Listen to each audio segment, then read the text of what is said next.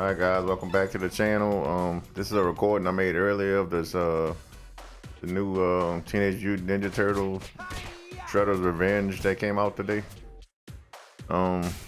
This just gonna be a quick look at the first level and just what I thought of it, just my initial impressions as a long time, I guess, Turtle fan.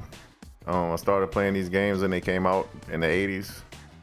The old NES Teenage Mutant Turtle arcade game was like a favorite of mine when I was a child, and this borrows a lot from it, and this even have some throwback references to the old game, which one of the achievements on here is you do the special so many times and it says press A plus B, which was the way you did the special on the NES version. But here we have a look.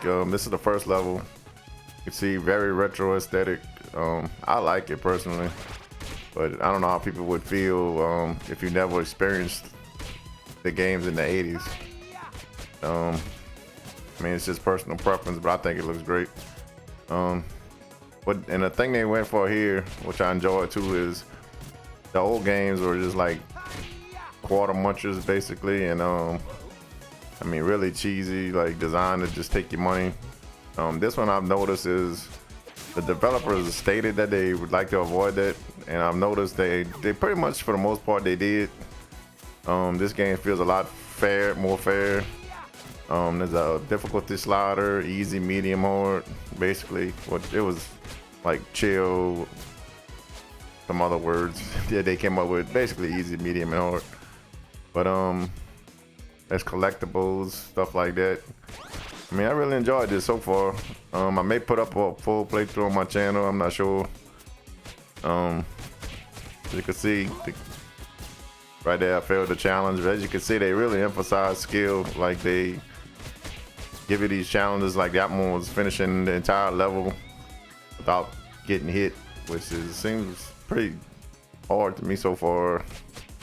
Not sure if it gets easier as you progress, which something I forgot this, but they added a sort of a RPG light progression system to this game, where the more enemies you defeat, I guess, and the more levels you play through, you level up the character, and the character gets more HP, damage, special moves, like unlock days, like the special you just saw there. You eventually, like, I've unlocked the aerial version of it, so the stuff like that, but I haven't maxed them out yet, so I'm not sure if I'll unlock anything to make it easier to not get hit, but I guess time will tell. But as you can see, this first level is not too bad. I mean, I have gotten hit a couple of times, and I think this is probably the worst little segment that I did so far. But I say, like, I just started playing this today, so and another thing I liked here, I thought was pretty funny, these giant hunks of meat they're throwing at you. Usually that's what would heal you in other games, like you pick up the meat and eat it. And that little throw there that you just saw me do, that's a throwback to the original arcade game that I think came out in 1989. So I thought that was pretty cool. I like that. Another thing I like too, I saw that in the preview that Splinter and April was gonna be in the game, and they unlocked from the beginning. You didn't have to do anything. I could be playing as April or Splinter right now if I wanted to, but I decided to go with Leonardo. Not sure yet, like I said, I haven't tried any of the other characters yet, so I don't know how different they are.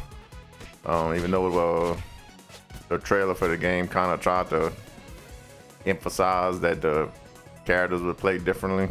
I can't really confirm that right now, but like I said, yeah, really enjoyable game. If you if you're a fan of the classic game, the classic arcade game, I'd recommend this. If you're just a Turtles fan in general, I'd recommend this. If you enjoyed the Streets of Rage 4 that was released last year, I think you'd probably really enjoy this as well. I think I got a boss fight with Bebop coming up pretty soon, which is, boss fights were pretty fun so far. Like, I maybe did 3 or 4.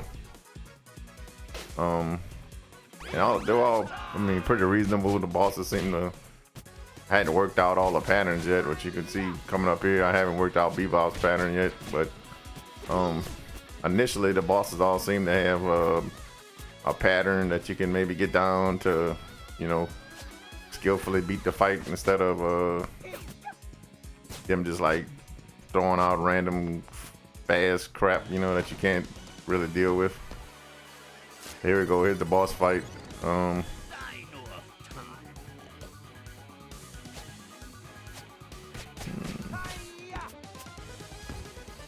like the Dark Souls, the Elden Ring style life ball.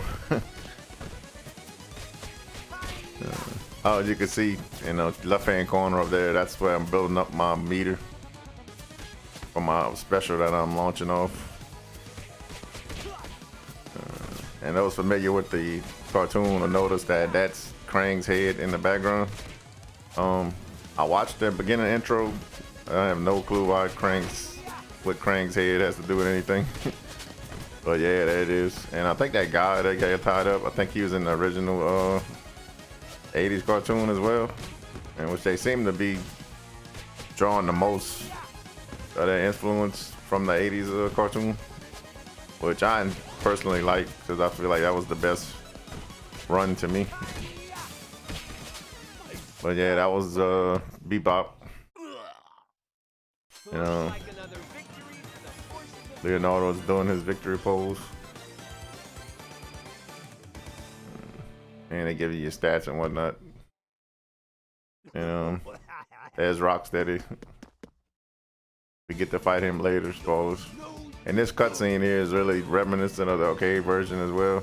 They had a little slightly animated scenes like that. But yeah, I just wanted to give you guys a quick look at the game. And it's also fans of the NES Turtles game will remember this stuff, this map, which is how you got around in the game. But yeah, I just wanted to give you guys a quick look at the game.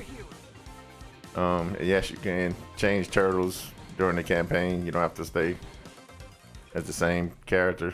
But yeah, let me know what you guys think in the comments. Give me a like, subscribe, and I'll see you guys later. Like I say, I might do a playthrough of this. I haven't decided yet.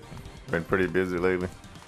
But yeah, I'm just gonna let you guys look at the rest of the video, and thanks for watching.